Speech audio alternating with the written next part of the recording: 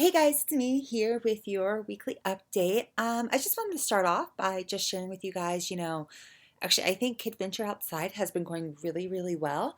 If you guys have not been around on a Sunday and seen it or participated in it, each Sunday so far we've had about 45 kids show up. I don't think we'll have that many this Sunday only because it's Labor Day weekend. So it's been over 60 kids just between the two weekends, which is great. It's still actually not even half of our kids that we normally would have on Sundays, but that's okay. Like, I'm so thankful for all the families and the kids that have shown up. I've been hearing from a lot of parents, like, just how much their kids have been enjoying it. And so I even just wanted to share just a really quick story.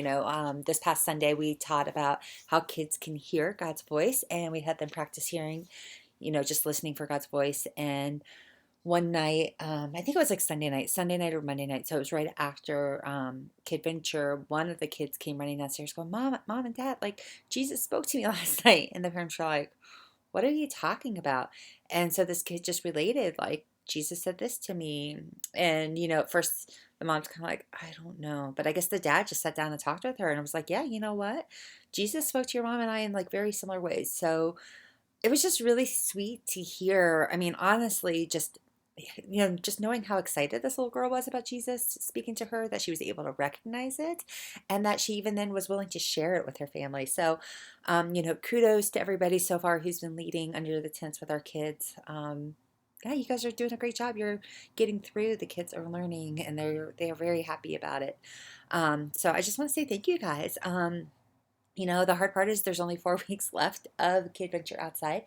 Um, you guys, I'll be honest, I'm still not settled about what we're going to do this fall, which is very hard because whatever we do, at least if we were to continue to do Kid Venture Inside, it would require just a lot of planning that we would need to start now. Um, but it's very hard to think and plan right now about that. I actually just saw an article today that showed some of the Jefferson County schools that, even though they haven't fully opened yet, they've been allowing some students ahead of time. And already one school's like, and we've had to quarantine 18 kids. So if you guys are sitting here wondering, are we going to do the fall? Are we going to do stuff beyond September? I don't know yet. Um, what I do need to know though is if we were to offer KidVenture in October, whether it's intense outside if it continues to be warm, or if we're inside. I almost kind of, because we only promised 6 weeks before, so everybody gets to choose again. I just would need to know, are you willing to serve or not? Because that will be part of the decision. It's not gonna be all dependent on who all returns or not, but I just need to know. Yeah, you guys, just be praying for these decisions. These are just not very easy decisions. When you have to think about the care of the kids, the families, and the volunteers in the midst of all of this. So if you guys could just be praying for clarity and just peace around whatever decision is made, I would greatly appreciate that. But then also, just again, if any of you guys are like, no, I'll do inside no matter what, I would love to know that. If you're like, I'll continue to do it as long as it's outside, I would love to know that. If you're like, no, I'm not comfortable going inside, I would love to know that too. Like, I need to hear um, from as many of you guys as possible in terms of what you're comfortable with and what you're willing to do. So that's really, you guys, that's really it right now. Just FYI, we are continuing though, knowing that even though we're having a great response outside, we still have a lot of families who are still not comfortable yet coming to KidVenture, and they're choosing to stay at home, and we are still going to continue to serve those families too, right? So, being the church doesn't necessarily mean you have to attend a building to be a part of that church, and families that are still wanting and choosing to engage with our stuff, even though it's not in person, like I still consider them a part of our community. And so I still want to serve and love on them too. And so Julie Rinkowski and I, we've been going through creating lists. Of course, it went really big.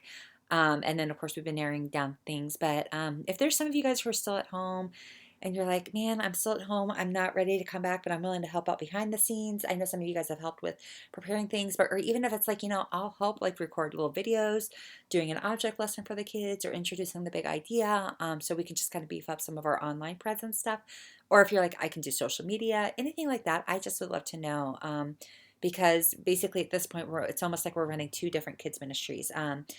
So obviously we have the online stuff, we have the in-person stuff, and then also we're going to do some in-person resources for families each month that they can do at home that doesn't require them to be on screens. Because I also know like a big a large amount of feedback I've been hearing back from all of our parents, whether they're in person on Sundays or they're at home, is that everybody's kind of over the online stuff, right? And so, just like we did those July boxes, which were a big hit. We're going to do some similar things this fall. So first of all, in September, if you guys don't know, we're going to do what's called Bible Buddies. So each child's going to get to take a little stuffed animal, and this little stuffed animal just loves being read to from the Bible every night. And so the kids are going to get a reading guide, and then the kids can like just draw a picture, write a little sentence about what they read or something like that. But it's really just to help families develop a rhythm of reading God's word together. And since our theme for the month is wise wisdom, it's I think reading God's word to know what what the wise thing to do is. I think actually it's very fitting. And then October we are going to be doing another set of boxes, so similar to July's.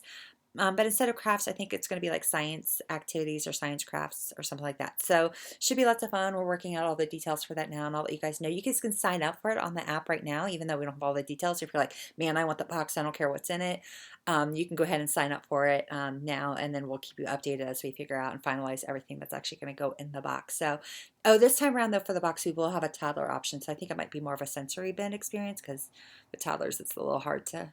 I mean, there's some science things we can do with them, but so yeah, so we're just trying to make again these things accessible for families, whether they're at home or they're in person. But this is honestly stuff that even if they show up for a Sunday, these are things you can use Monday through Saturday. So these are great resources that I want to do no matter where, no matter whether we see our kids in person or not. So I hope you guys find this informational. Again, just let me know what you're thinking about the fall. I would love to know. Um, and again, I just would really love your guys' prayers as decisions have to be made soon. Thanks, guys. I hope everybody has a wonderful Labor Day, and I'll see you soon.